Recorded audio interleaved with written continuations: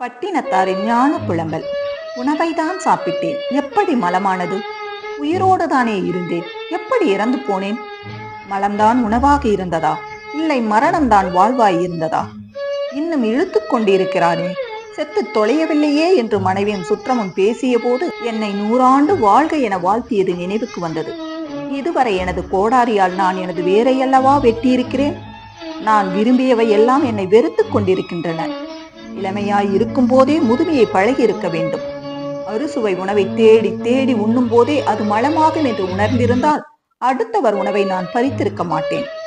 அனைவருக்கும் பயன்பட வேண்டிய பொன் பொருளை ஒரு திருடனை போல் பதுக்கி இருக்க மாட்டேன். காலம் கடந்த ஞானம். பாயும் நோயும் தவிர யார் துணை வரப்போகிறார்கள்? இறந்தாலும் எனக்காக யார் அழப்போகிறார்கள்? பிணமான பின் இந்த மாளிகையும் பணமும் எனதென்று நான் சொந்தம் கொண்டாட முடியுமா? சந்தனத்தால் மணந்த உடல் என்றாலும் இறந்தால் மணக்கவா போகிறது? கண்ணே மணியே என்று கொஞ்சிய தாயும் என் உயிரே என்று சொன்ன மனைவியும் பிணமான பின் உடன் வரப்போகிறார்களா? பிரிய மாட்டேன் என்று சொன்னவர்கள் பிணம் என்று வீசி சென்ற பிறகு மண் என்னை பார்த்து, மகனே நான் இருக்கின்றேன், என் மடியில் வந்து உறங்கு என்று என்னை மார்போடு தழுவிக் கொண்டது.